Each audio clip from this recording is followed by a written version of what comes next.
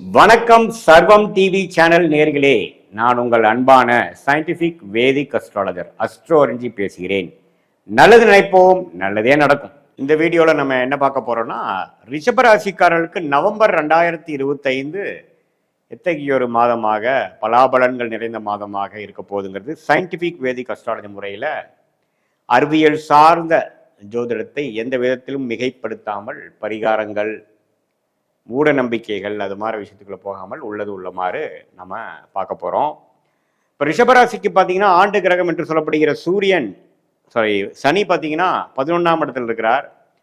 குரு 2ஆம் இடத்துல இருந்த குரு வந்து வக்ர ரீதியாக 3ஆம் இடத்துக்கு கடகத்துக்கு வந்துட்டார். ஸோ சனியோட சஞ்சாரம் மிகவும் நன்றாக இருக்கிறது. ரிஷபராசிக்கு குரு 2ஆம் இடத்துல இருந்த குரு 3ஆம் இடத்துக்கு வந்து உச்சம் பெற்று 9ஆம் இடம் என்று சொல்லப்படுகிற பாக்கியஸ்தானத்தை பார்க்கிறார். அதே சமயத்தில் 7ஆம் இடம் திருமணஸ்தானம் பங்குதாரர் ஸ்தானத்தையும் பார்க்கிறார். அதே சமயத்தில் லாபஸ்தானத்தையும் பார்க்கிறார். ஸோ வக்ர ரீதியாக கடகத்தில் குரு வந்து உச்சம் பெற்று 9, 7, 11 பார்ப்பது நல்ல ஒரு அமைப்பு. இது வந்து ஒரு தற்காலிகமான ஒரு வக்ரம் தான் ஒழிய சீக்கிரம் அதை வந்து 2ஆம் இடத்துக்கு போகும். ஸோ அதனால பெனிஃபிட் அடையக்கூடிய ஒரு அற்புதமான மாதமாக நவம்பர் 2025 இருக்குங்க. ஸோ உச்ச குரு ஆகிறார். அவர் வந்து நிறைய கிரகத்தை பார்க்குறார். எப்படின்னா 7ஆம் இடத்துல இருக்கக்கூடிய புதன் செவ்வாயை குரு பார்க்குறார்.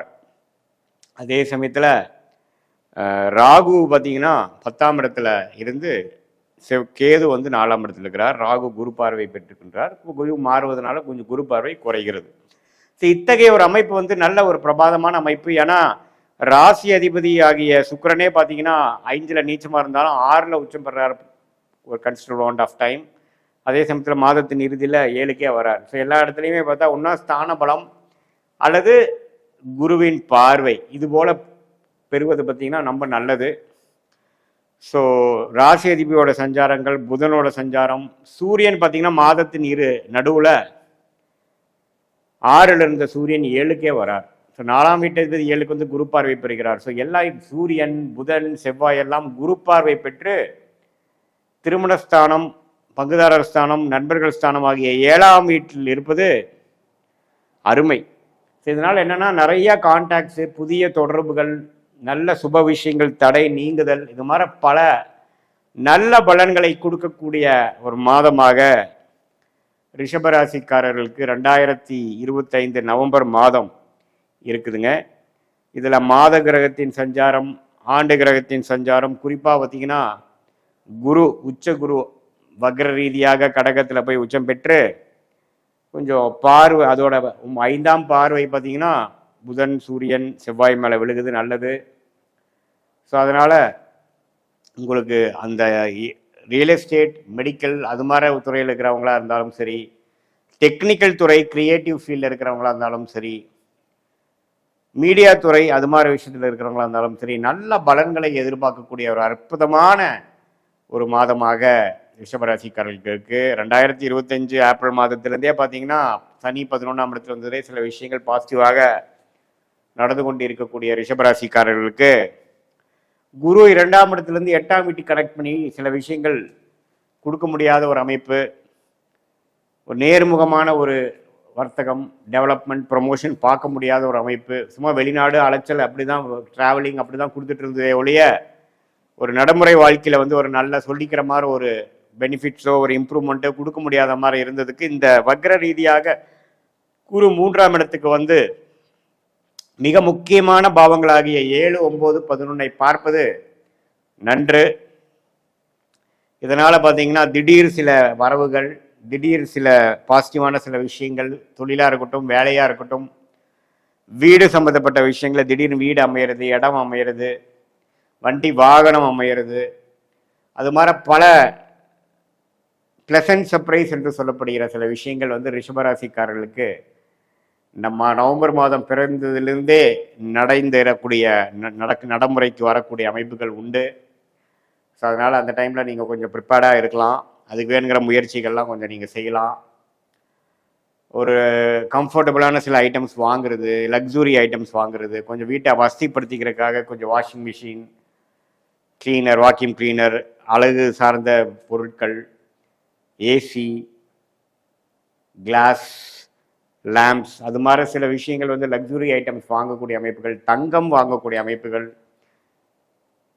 ஒரு வண்டியை வந்து பழைய வண்டியை கொடுத்துட்டு புது வண்டி வாங்குறது, வீட்டை புதுப்பிக்கிறது, ஒரு அழகிய வீடு வாங்குறது, லோன் போய் வாங்குறது, இது மாதிரி பல நல்ல விஷயங்கள் இந்த குருவின் உச்ச குருவின் பார்வையில் இருக்கக்கூடிய 4ஆம் வீட்டு அதிபதியாகிய சூரியன், 6ஆம் வீட்டு அதிபதியாகிய 5ஆம் வீட்டு அதிபதியாகிய புதன், சுக்கிரன், செவ்வாய், இதெல்லாமே வந்து நன்மை பயக்கக்கூடிய அமைப்பில் இருக்கு. பூமி மூலமாக, இடம் மூலமாக, கன்ஸ்ட்ரக்ஷன், ரியல் எஸ்டேட் மூலமாக நல்ல பெனிஃபிட்ஸு, அது மாதிரி விஷயங்கள்லாம் இருக்குது. பல வருடமாக திருமண தடையை கொடுத்துட்டு இருந்தது பார்த்திங்கன்னா, திருமண தடை முடிவுக்கு வர்றது, ஒரு நல்ல வரன் வர்றது, திருமணம் அமையிறது, அது மாதிரி பல நல்ல விஷயங்களை கொடுக்கக்கூடிய அமைப்பில் ரிஷபராசிக்காரர்களுக்கு உண்டு.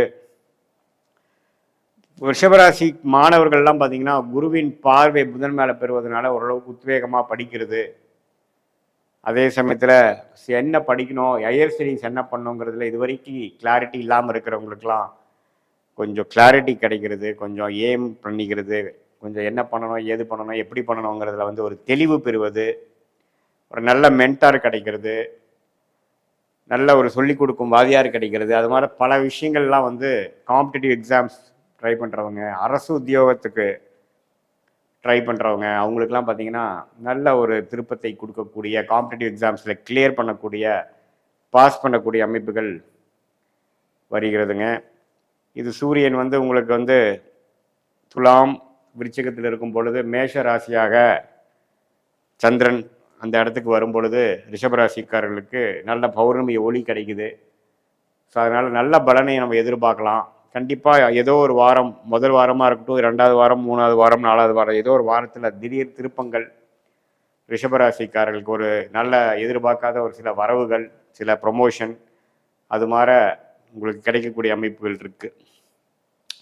ஜாதகத்தில் அத்தகைய ஒரு நல்ல தசைகள் போகும் பொழுது இந்த கோச்சார அமைப்பும் அதுக்கு சப்போர்ட் பண்ணி திருமணம், வேலை, தொழில், வாழ்க்கையை வசதிப்படுத்தல், அது மாதிரி நல்ல விஷயங்களை கொடுக்கக்கூடிய அமைப்புகள் கண்டிப்பாக ரிஷபராசிக்காரர்களுக்கு நான் சொன்ன அந்த குருவின் பார்வையில் ஒன்றுக்கும் மேற்பட்ட கிரகங்கள் வந்து அது நல்ல பாவத்தில் வரும் பொழுது நல்ல முன்னேற்றத்தை கொடுக்கக்கூடிய அமைப்புகள் இருக்குங்கிறது தெரிஞ்சுக்கணும். இது பொதுவான பலனை தவிர உங்களுடைய ஜென்ம ஜாதகத்தில் எத்தகைய ஒரு தசாபுக்திகள் போய் கொண்டிருக்கிறது, நீங்கள் என்ன லக்னத்தில் பிறந்தீங்க, அந்த லக்னாதிபதி எப்படி இருக்கார், அது என்ன தசைகள், என்ன ஆதிபத்தியம் பெற்ற தசைகள் போய் கொண்டிருக்கிறது, அதுவும் இப்போ நாம் பேசின கோச்சாரத்தையும் ஒன்றா மிக்ஸ் பண்ணி சேர்த்து வைத்து பார்க்கும் பொழுது இந்திய வேத ஜோதிட பிரகாரம் ஒரு துல்லியமான சயின்டிஃபிக் வேதிக் அஸ்ட்ராலஜி முறையில் நம்ம வந்து அடுத்து வரக்கூடிய 3 மாதங்கள், 6 மாதங்கள், ஒரு வருடம் எப்படி இருக்குது, எது மாதிரி திசையில் நம்ம வாழ்க்கை போக போகுது, எந்த மாதிரி முடிவுகளை எப்படி எடுத்தால் நல்லது, நம்ம வாழ்க்கையில் நம்ம கர்மா எப்படி காட்டுது, இதெல்லாம் தெரிந்து அதுக்கு தகுந்த மாதிரி முடிவுகளை எடுத்து வாழ்க்கையில் நீங்கள் எதிர்நீச்சல் போடாமல் எளிதில் வெற்றி பெற முடியும்.